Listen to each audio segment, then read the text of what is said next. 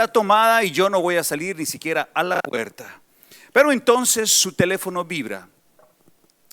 Y un amigo muy cercano, alguien apreciado, le escribe con entusiasmo: por favor, ven a mi casa. Mañana te invito a desayunar. Después del desayuno, rápidamente me vas a ayudar a empacar unas cajas para mi mudanza al día siguiente. Y no te preocupes, entre los dos vamos a poder mover la cocina, la nevera, y son solamente 4 horas. Después de eso nos comeremos una pizza y tú estarás completamente libre. Ahora suena razonable y suena sencillo y suena muy entusiasta, pero la pregunta es, al interior de nosotros, ¿ustedes qué harían? ¿Aceptarían o no aceptarían? Bueno, puede que en ese momento no se trate solamente de una decisión, sino de la tensión que todos podríamos enfrentar para decir no. De acuerdo a lo que dice la revista Forbes, que hace poco hizo un estudio, el reportaje es de otra revista, pero aparece allí publicado en la revista Forbes más o menos hace un par de años, como 2 años. Dice: el miedo, el estudio reconoce el miedo de que tenemos todos los seres humanos a decir no. El artículo señala de las personas experimenta una dificultad muy grande para rechazar invitaciones o para decir simplemente no. ¿Por qué es eso? Bueno, de acuerdo a lo que ellos dicen, tenemos la tendencia a pensar que decir no a otra persona la va a enojar, la va a molestar, o vamos a dañar la relación, o simplemente vamos a perder una oportunidad que podríamos tener al decir no. Y aunque esas probabilidades son ciertas, realmente muchas veces no llegan a tomar la dimensión que uno se puede imaginar. Pero el problema no es, en nuestra mente no es decir simplemente no, es que podríamos confundir en nuestra mente que al decirle a una persona no, lo estamos rechazando a la persona. Y al recibir nosotros un no, podríamos interpretarlo como que nosotros estamos siendo rechazados. Ahora, el problema es que cuando nosotros no entendemos, podríamos terminar sintiendo culpa o carga por estar haciendo algo que realmente no queríamos hacer, como en este caso ir a una mudanza cuando he planeado estar todo el día en mi casa, o incluso podríamos sentirnos desolados, apartados o con culpa porque hemos recibido una negativa. Ahora, el problema es que ahora se agranda esto si lo llevamos un paso más adelante y un poco más profundo. Porque no solamente cuando nosotros decimos no a una persona, pues tenemos una tensión, pero ¿qué tal si esa negativa proviene de Dios? ¿Qué hacemos cuando Dios dice no? Nosotros podríamos interpretar o pensar que porque Dios es amor y Dios nos ama y Dios nos cuida, a cualquier cosa que nosotros le propongamos o le sugiramos, pues Él va a decir sí, porque Él es amor, Él me ama, cualquier cosa que yo le pida, Él va a decir sí. Pero ¿qué hacemos cuando Dios dice no? Bueno, vamos a hablar de eso esta noche. Y para ello les voy a invitar a que abramos nuestra Biblia por allá en el libro de Números. Y vamos a estar explorando algo que nosotros vamos a ver como la conclusión de nuestro estudio hasta este punto de las lecciones desde el desierto. ¿Qué hacemos cuando Dios dice no? Eso es lo que vamos a estar conversando hoy. ¿Qué vamos a hacer cuando Dios dice no? Y aunque ya nosotros hemos hablado un poquito de esto, no les voy a mostrar el mapa otra vez, se les voy a mostrar más adelante. Toda la escena a la que nos vamos a remitir hoy día se va a desarrollar ya muy cerca de la llegada de los israelitas a la tierra prometida. Están ya justo al frente, están en las llanuras del Moab y en un momento les voy a contar un poco acerca de eso. Pero vamos a leer el texto porque esto va a ser muy significativo en la vida de Moisés.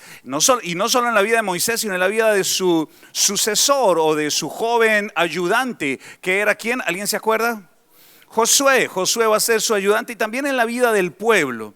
Vamos a leer juntos la palabra del Señor en Números, en el capítulo número 20. Voy a ir rápidamente hacia allá. Números capítulo número 20. A ver, regálame un segundo.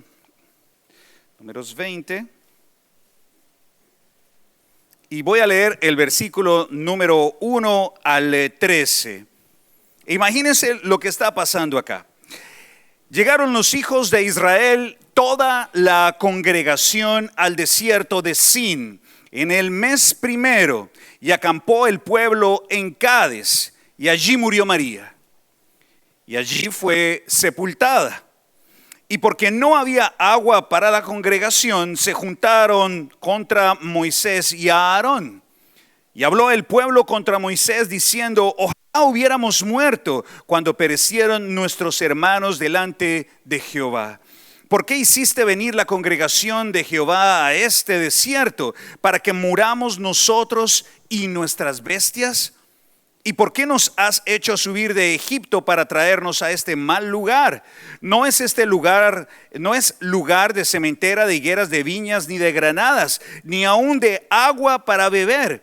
Y se fueron Moisés y Aarón delante de la congregación a la puerta del tabernáculo de reunión y se postraron sobre sus rostros. La gloria de Jehová apareció sobre ellos. Y habló Jehová a Moisés diciendo: toma la vara y reúne la congregación, tú y Aarón tu hermano. Hablad a la peña en vista de ellos, a vista de ellos, y ella dará su agua.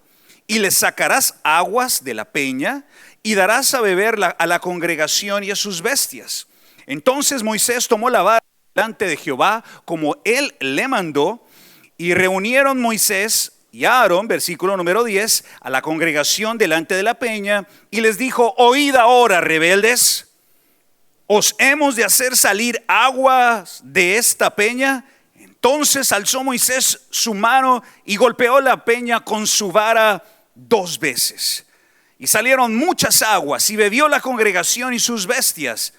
Y Jehová dijo a Moisés y a Aarón: por cuanto no creísteis en mí para santificarme delante de los hijos de Israel, por tanto no meteréis esta congregación en la tierra que les he dado.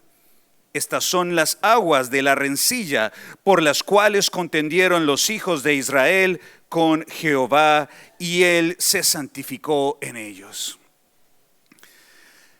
Ahora, esto va a ser muy difícil para tanto Moisés como para Aarón y para todo el pueblo. Y ahora quiero que se imaginen esto. Los israelitas han llegado al desierto de Sin. ¿Y quién va a morir allí? María. María es la hermana de Moisés, es la hermana de Aarón, y ella ya ha cumplido su función, ya ha cumplido su ciclo de vida, y Dios dice: bueno, ya llegó su momento, y ella muere y la sepultan. Pero de repente surge un nuevo conflicto, una nueva desaveniencia en el pueblo, porque empieza a haber ¿qué? Empieza a haber sed, y si ustedes se fijan, esta es una más de las dificultades que Moisés y Aarón tienen que enfrentar. Miren que a lo largo de todo el tiempo que hemos estado estas semanas, hablamos de Coré, hablamos del becerro de oro, ¿se acuerdan? Hablamos ¿de qué más hablamos? De las codornices, hablamos del maná, y así sucesivamente. Y ellos tienen que enfrentar una más. Justo apenas cuando ya van a entrar, se va a dar un gran problema. Pero quiero que noten algo, y es el común denominador que hay en este reclamo que hace el pueblo. Si ustedes se fijan, el común denominador es el mismo: ojalá hubiéramos muerto cuando perecieron nuestros hermanos de delante de Jehová. ¿Cuáles? Bueno, esto nos sugiere que ya han pasado los 40 años y muchas personas han muerto. Dicen, bueno, nos has traído a este desierto y aquí no hay nada para nosotros. Lo que parece que ellos están olvidando es que Moisés, Aarón y todas sus familias también están pasando por el desierto un momento bastante complicado. El común denominador es el yo. ¿Qué hay para mí aquí? ¿Qué hay para mí aquí? ¿Por qué no se han cumplido mis expectativas? Y Moisés y Aarón, que están juntos en el mismo bote, van y se presentan ante Dios. Y una vez más, Moisés con mucha humildad, junto con Aarón, se ponen ahí de rodillas, ponen su rostro sobre el suelo y claman a Dios. Y Dios le da ciertas instrucciones, ¿cierto? ¿Cuáles son esas instrucciones? Están acá, miren. Lo que Dios les dice: toma la vara, reúne la congregación, habla a la peña, ella te dará agua y todos beberán. Parece ser que las instrucciones son muy fáciles de seguir. En este momento, pues Moisés, Dios no tiene el pensamiento de destruir la congregación, como ya ha pasado varias veces, porque este pueblo es muy rebelde, pero por el contrario, pues ofrece unas instrucciones muy claras. No obstante, aquí pasa algo que no había pasado antes.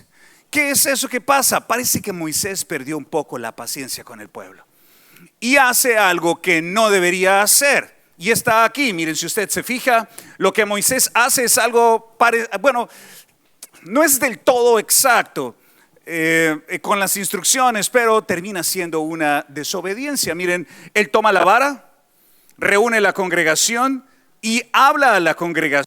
¿Y qué le dice a la congregación? Rebeldes. Okay, bueno, la tarea no era hablarle a la congregación, tenía que hablarle a ¿quién? A la peña. Entonces él se vuelve a la congregación y les dice: ustedes son rebeldes. ¿Os hemos hacer salir aguas de esta peña? Cuando hablamos de os hemos, ¿a quién se está refiriendo? A ellos, efectivamente. Así que por un momento, si usted se fija, ya el protagonismo del milagro, ¿quién es?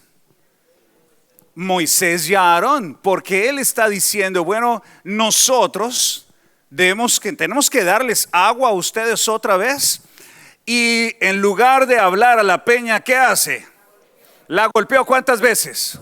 2 veces. Ahora, Dios es milagroso, Dios es bueno con estos 2 caballeros y permite que el agua salga, aunque no era esa la instrucción. Hasta aquí es claro, ¿verdad? Ahora bien, Dios le habla de nuevo a Moisés y a Aarón y les dice algo que va a cambiar la historia de estos 2. Les dice algo muy claro y muy puntual: caballeros, como ustedes no creísteis en mí para santificarme delante de los hijos de Israel, por lo tanto no meteréis esta congregación en la tierra que os he dado. Ahora, esto debió haber sido absolutamente inesperado. Ok, Dios, espera un segundo. ¿Quieres decir que yo llevo 40 años siguiéndote? ¿Quieres decir que me ha aguantado a estos vándalos por 40 años? Me ha aguantado sus pataletas, he clamado por ellos, he buscado ser fiel a ti, y ahora tú me vas a decir a mí que no voy a entrar a la tierra prometida. Sí, eso es justo lo que te estoy diciendo. No vas a entrar. No vas a entrar y no vas a entrar. Ahora, pregunta, mis amados y amadas hermanas y hermanos, ¿por qué Dios dijo no? A ver, pensemos en por qué Dios dijo no. ¿Qué es lo primero? ¿Cuál es la explicación que Dios le da? No creyó en él. ¿Qué más? No lo santificó delante del pueblo. No le dio la gloria a Dios. Ahora, alguno diría, bueno, pero es algo muy sencillo, es muy poco. ¿Por qué Dios no tuvo gracia y misericordia? Bueno, Dios ya tuvo gracia y misericordia al dejar llegar a este asesino hasta este punto, ¿no? Recuerden, no olvidemos el pasado. Este personaje es un personaje redimido. Hay al menos 3 razones que nosotros podríamos mencionar. Número 1, falta de obediencia directa. Dios le va hablando a Moisés exactamente qué es lo que tiene que hacer, y en lugar de mostrar a un Dios que provee a través de su palabra, este Moisés se enoja y usa la fuerza. Esas palabras de ustedes rebeldes sin duda reflejan un poco de frustración. Ya estoy cansado de ustedes, pero no se los voy a decir de frente, simplemente les voy a decir rebeldes. Rebeldes, ustedes ¿qué quieren? ¿Que yo les dé agua a ustedes? Pues aquí tienen su agua, como cuando las mamás se enojan, ¿no? Pues quiere comer, pues coma. Bueno, yo quería la comida, pero no así. Pero a veces las madres o los padres se desesperan y ahí tienen lo suyo. Bueno, Moisés tuvo algo así. El problema es que él no estaba actuando por su propio mandato, sino que Dios le había mandado a hacer algo muy particular. Número dos, distorsión de la gloria de Dios. Y aquí, como lo hemos concluido hace unos momentos, Moisés y Aarón se atribuyen a sí mismo el milagro, en lugar de santificar a Dios. ¿Y esto cómo sucede? Bueno, es sencillo, mis hermanos. Si Moisés dice esto y agarra la vara y le da 2 golpes a la peña, los ojos de la congregación no van para Dios. ¿Van para quién? Para Moisés. Moisés tiene el poder ahora. Moisés es el quien tiene la vara. Así que o la vara es mágica o Moisés tiene poder, pero Dios desaparece del panorama. Entonces Dios se molesta porque Él no comparte su gloria con nadie, porque Dios es Dios. Dios es todopoderoso. Finalmente, una última razón por la que Dios pudo haberle dicho no a Moisés es que los líderes o las personas de mayor responsabilidad pues tienen un gran impacto y tienen una mayor responsabilidad de las cosas que saben y hacen. Así que su error, que aunque podría considerarse entendible, no podía pasar por alto. Y esto nos señala algo maravilloso, amigos y hermanos. Dios no tiene favoritos. Dios no tiene hijos favoritos, Dios no tiene preferencias. Bueno, como este personaje es pastor, a él se le perdona todo. Como este personaje lleva 30 años en la iglesia, no importa, a este se le perdona todo, pues porque lleva 30 años en la iglesia. Bueno, Dios deja aquí claro que aún Moisés mismo, que sacó al pueblo de Egipto, no tiene preferencias. Y esto va a ser frontal, porque Dios no hace diferencia entre los hombres. Él es un Dios justo y es un Dios santo. Ahora, quiero que noten algo. Dios no teme, como decía el reporte de la revista que les mencioné, Dios no tiene miedo de decirle no a su pueblo. Dios no se acobarda, no teme decir no tiene temor al rechazo, como lo hablábamos al principio. Nosotros de pronto decir no o recibir un no nos puede afectar. Me dijo que no. ¿Qué voy a hacer? De pronto es que no soy suficientemente valioso, de pronto es que no soy suficientemente importante o suficientemente inteligente. No, Dios no tiene ese problema, ni tampoco tiene problema de decirle no a la gente, porque de pronto la gente se va a sentir mal y se va a ir. Dios no es así, porque Dios es Dios. Dios es todopoderoso. Simplemente Dios es sabio, Dios es grandioso, Dios conoce toda la imagen, Dios conoce el plan que nosotros no conocemos. Él tiene razones que a menudo superan nuestro entendimiento. ¿Han recibido ustedes alguna vez un no de Dios? Algo que usted ha pedido, Dios mío, yo quisiera esto. No. Y punto. Ahora, miren, a diferencia de Moisés y Aarón, muchas veces nosotros simplemente no recibimos una explicación. A Moisés y a Aarón Dios se tomó el trabajo de explicarles. No tenían que hacerlo, pero les dijo: ok, caballeros, ustedes han hecho esto, esto y esto. Y por esa razón mi respuesta es no. Pero a veces nosotros oramos y obramos, y a veces obramos bien, nos esforzamos, estamos bien intencionados, pero Dios dice simplemente no. Esta semana pasamos algo difícil. Nelson nos acaba de compartir esto. Y uno de nuestros hermanos recibió un no. ¿Y cómo traducimos esto? ¿Cómo entendemos una negativa de Dios? Quizás nosotros lo único que podemos hacer ahora es rendirnos ante Él y saber que Él es un Dios todopoderoso. un Dios grandioso, un Dios soberano, que como dice la palabra de Dios en todo el Nuevo Testamento, nos ama entrañablemente y sabe exactamente qué es lo mejor para sus hijos. Eso es lo que dice Romanos capítulo 8, ¿se acuerdan? Todas las cosas ¿les son a qué? ¿Todas o algunas? Todas las cosas. Eso señala un señorío absoluto de Dios sobre todas las cosas que le pasan a sus siervos. Pero Moisés va a hacer algo muy interesante. Moisés no va a aceptar ese no con indiferencia. Él no va a aceptar una negativa de inmediato y va a decir, ok, ya dijo no voy a decir más. No, ¿saben que hay algo muy curioso? Moisés va a llevar esto a un plano un poco mayor y va a entrar en oración, va a decir el texto, para intentar convencer a Dios de que cambie su manera de pensar, cambie su opinión. Así que les voy a invitar a que vayamos al libro de Deuteronomio, en el capítulo número 3.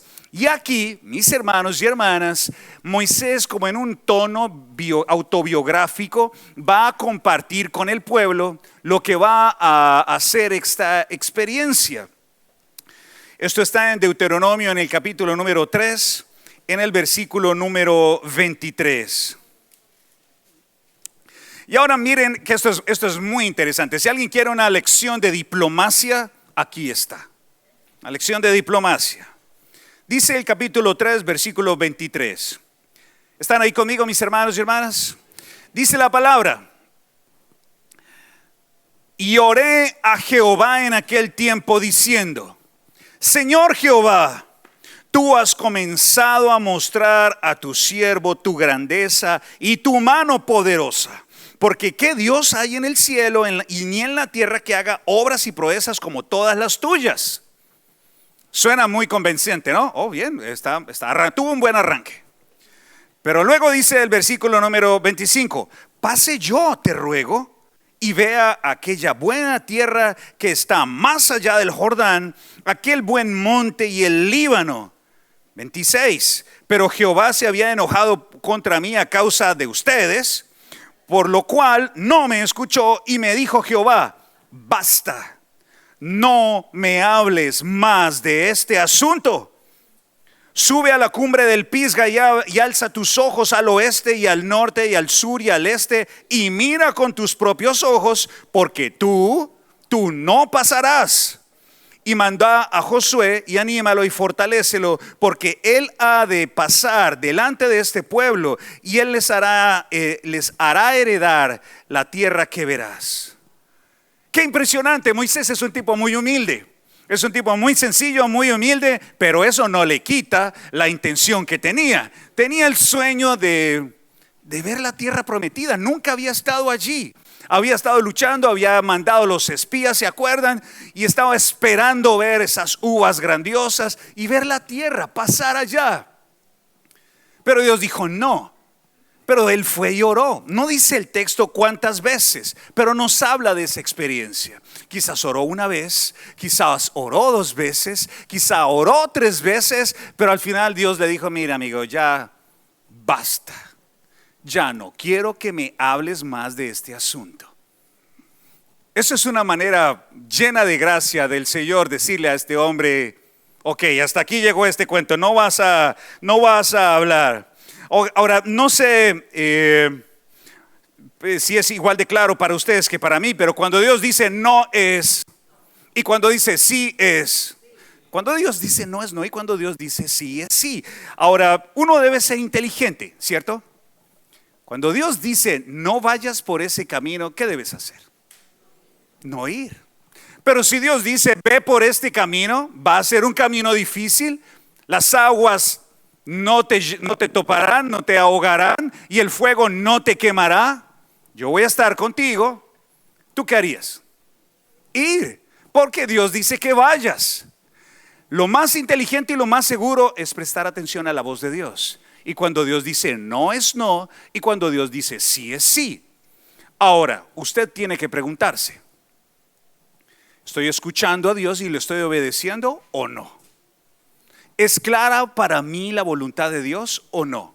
Porque si usted no sabe cuál es la voluntad de Dios, bueno, puede reclamar cierto grado de ignorancia. Y si llega a pasar algo y Dios le pide cuentas, usted puede decir, bueno, Dios, esto no era muy claro para mí. Realmente yo lo había escuchado, pero no fue muy claro. Pero si ya es claro para usted, por favor, no tenga el corazón duro de irse por la suya, porque el necio, el prudente ve el peligro y lo evita, pero el necio sigue adelante y sufre el daño. Eso es lo que dice la palabra de Dios. El problema, amados hermanos y hermanas, es ignorar a Dios y creer que Él va a pasar por alto una abierta confrontación, una abierta desobediencia y creer por un momento que no habrán consecuencias. Una cosa es apelar a la misericordia de Dios cuando en debilidad o en ignorancia uno se equivoca, pero otra cosa es afrentar a Dios con soberbia y creer que Él es ingenuo. Son dos cosas completamente diferentes. O sea, para Moisés fue claro esto. Y dijo, bueno, si Dios dijo no, pues es no. ¿Y cómo va a terminar esto? Bueno, pues vamos a leer una última escritura en el último capítulo, antes de entrar a la tierra prometida, en el libro de Deuteronomio, en el capítulo número 34. Deuteronomio en el capítulo número 34.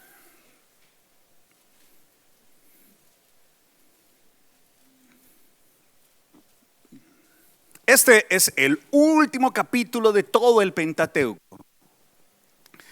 Y aquí concluye la historia de ese fiel varón Moisés. Subió Moisés de los campos de Moab al monte Nebo, a la cumbre del Pisga que está enfrente de Jericó. Y le mostró Jehová toda la tierra de Galaad hasta Dan, a todo Neftalí y la tierra de Efraín y de Manasés, toda la tierra de Judá hasta el mar occidental, el Negev y la llanura, la vega de Jericó, la ciudad de las palmeras hasta Zoar. Y le dijo Jehová, esta es la tierra que juré a Abraham, a Isaac y a Jacob diciendo, a tu descendencia la daré. Te he permitido verla con tus ojos, mas no pasarás allá. Así que no se vaya a intentar bajar corriendo porque va a quedar ahí. No va a pasar. Y murió allí Moisés, siervo de Jehová, en la tierra de Moab, conforme al dicho de Jehová. Y lo enterró en el valle, en la tierra de Moab, enfrente de Bet Peor. Y ninguno conoce el lugar de su sepultura hasta hoy.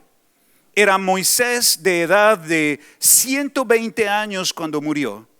Sus ojos nunca se oscurecieron, ni perdió su vigor. Y lloraron los hijos de Israel a Moisés en los campos de Moab 30 días. Y así se cumplieron los días de lloro y de luto de Moisés. Y Josué, el hijo de Nun, fue lleno del espíritu de sabiduría, porque Moisés había puesto sus manos sobre él. Y los hijos de Israel le obedecieron e hicieron como Jehová mandó a Moisés. Y nunca más se levantó profeta en Israel como Moisés, a quien haya conocido Jehová cara a cara. Nadie como él en todas las señales y prodigios que Jehová le envió a hacer en la tierra de Egipto a Faraón y a todos sus siervos y a toda la tierra. Y en gran poder y en los dichos hechos grandiosos y terribles que Moisés hizo a la vista de todo Israel. Saben, Moisés terminó con honor su misión. Y ahora volvemos a el mapa y ya ha recorrido todo esto. Esto fue lo que hizo Moisés, bajó por aquí. Luego subió a Cades Barnea, de allá mandó los espías, luego pasó por aquí, bajó y subió y llegó justo al frente de la tierra prometida. Aquí está Jerusalén y aquí está el... Estando allí, mis queridos hermanos, podríamos pensar en algo. Moisés cometió un error, seguramente cometió varios, pero Dios le dijo no por un error muy claro que él había cometido. Pero sin embargo, esa negativa de Dios por un momento para Moisés no fue su caída ni su destrucción. Dios nos va a decir no, no solamente una vez, sino muchas veces en la vida, porque es Dios y porque como como es Dios y nos conoce y nos ama, va a buscar lo mejor para cada uno de nosotros. Una negativa ahora no es una destrucción final. Ya nos dijo sí en Cristo. Ya nos dijo sí a la vida eterna. Ya nos dijo sí a estar en su mesa para siempre. Ya nos dijo sí al perdón de todos nuestros pecados. Cualquier cosa que nosotros pasemos acá puede ser tensa, puede ser difícil, pero a su debido tiempo veremos los frutos de esto. Ahora noten esto. Moisés, la negativa de Dios a Moisés no derivó en la depresión de Moisés. La negativa de Dios a Moisés no derivó en el abandono de su misión o la rebeldía. Como ahora tú no me vas a dejar entrar a la tierra prometida donde tú me dijiste que íbamos a ir, pues ya no sigo, me devuelvo. No, Moisés no fue así. Moisés siguió cumpliendo con su misión porque estaba sirviendo a Dios. No estaba sirviendo a hombre alguno, estaba sirviendo a Dios y estaba amando a Dios. Por lo tanto, por ello mismo, mis hermanos, él llegó hasta el punto exacto a donde Dios lo quería llevar. No fue más allá, ni se quedó corto, ni fue más allá. Llegó hasta el punto exacto a donde Dios lo quería llevar. ¿No les parece esto increíble? Algunas personas echan a perder su vida y no alcanzan a ver su vida florecer. Moisés no fue así. Dios le dijo, llegarás hasta este punto, y hasta ese punto llegó. Ojalá, mis hermanos y hermanas, nosotros seamos los que perseveramos como Moisés, que llevamos nuestra vida hasta el final, justo hasta donde Dios nos quiere llevar. Y ahora piensen en esto, imagínense esto. Moisés fue llamado a los 80 años. A los 40 años mató al egipcio y huyó por 40, ¿se acuerdan? A los 40 el Señor lo llamó, y desde que el Señor lo llamó hasta el final de su vida sirvió fielmente. Y ahora Dios le dice a Moisés, sube al Pisga. Particularmente se va a ubicar en el monte Nebo. El Pisga es una cadena montañosa, como ustedes ven acá, desde acá. Le dice, sube al Pisga y mira. Ahora me lo imagino yo, mis hermanos y hermanas, y quiero que se imaginen esto. Estando en la llanura, recibe esta instrucción y Moisés empieza a subir. Va a subir a su muerte. No va a bajar, va a llegar hasta ahí. Y empieza a subir paso a paso, quizás con un paso un poco lento. Quizás habían lágrimas en sus ojos, hermanos y hermanas, pensando y recordando las memorias de su hijo Gerson o de su esposa Séfora. Quizás estaba recordando las cosas increíbles que había Dios hecho a través de él. Quizás recordó las 10 plagas, recordó cuando se abrió milagrosamente el mar en dos, pero también recordó las lágrimas y la tristeza que pudo haber experimentado cuando los israelitas se quejaban de él, pero todo había valido la pena, porque estaba llegando a la conclusión de su camino. En ese momento, cuando él va llegando allá, esas memorias son solamente ahora un recuerdo. Ha cumplido todas las cosas que Dios le ha dicho y ha valido la pena. Cada paso, cada lágrima, cada tristeza, cada angustia, cada momento de gozo. Quizás, mis hermanos, como Moisés, llegaremos a pensar que todo lo que hemos vivido ha valido la pena. Y Dios mismo, desde allá, junto a él, le muestra la tierra prometida y le dice, mira Moisés, allá hacia abajo vamos a poner a Judá y a Simeón. Aquí en el centro vamos a poner a Benjamín y a Efraín. Tú no los vas a ver porque no vas a pasar, pero te estoy contando. Más arriba va a estar Zabulón, va a estar Aser, y a este lado va a estar Rubén y Manasés. ¿Qué te parece, Moisés? Yo me imagino que Moisés estaba llorando. Hermanos, yo no sé qué sea lo que Dios nos depare a cada uno de nosotros. ¿Quién lo puede saber? Nadie lo sabe. Quizás Dios nos dirá muchas veces no. Quizás Dios nos dirá a lo largo del resto de nuestra vida muchas veces sí. Quizás Dios permita que vayamos a lugares a donde no queremos ir. Quizás Dios nos permita experimentar cosas que nosotros no queremos experimentar. Pero un día, si ustedes recuerdan, Job le dijo a su esposa: mujer, si hemos de recibir lo bueno de Dios, ¿no recibiremos también lo malo, las dificultades, las angustias? Hermanos, es posible que pasemos momentos tensos, donde nos sintamos angustiados y desesperados, donde como Moisés tengamos que ir de rodillas a Dios, con el corazón deshecho, llorando y en zozobra sin saber qué hacer. Quizás, pero seguramente a lo largo de este camino podremos ver y experimentar momentos de alegría, de gozo y celebrar que Dios ha estado allí con nosotros. Pero al final, mis hermanos, al final, lo determinante aquí no va a ser cuánto sí o no recibimos, sino si seguimos caminando hasta el final y justo llegamos hasta el lugar a donde Dios quería traernos. No nos quedamos tirados en el camino como aquellos mayores de 20 años, ¿se acuerdan? Hasta que este poco de gente no se muera, ustedes no van a pasar. Nosotros no podemos ser aquellos que se quedan en el camino lamentándose. Debemos seguir justo adelante, no apartarnos ni a la izquierda ni a la derecha. Fue lo que leyó nuestro hermano José Danilo en Proverbios capítulo 4. Ni a la derecha ni a la izquierda. Poner nuestra vista, nuestra esperanza al frente. Y al frente tenemos a Jesús, nuestro Señor y Salvador, que va a perfeccionar nuestra fe y nos va a acompañar hasta el final. Qué inspirante, una vida de un hombre que sufrió mucho, pero llegó hasta el final. Yo espero que a ustedes y a mí el Señor nos conceda llegar hasta el final. Cuando nosotros lleguemos allí, hasta el punto justo donde Dios nos quiera llevar, podremos dar gracias a Dios por la vida que nos permitió vivir. Demos gracias a Dios por su bondad y encomendemos nuestros caminos a Él. Oremos.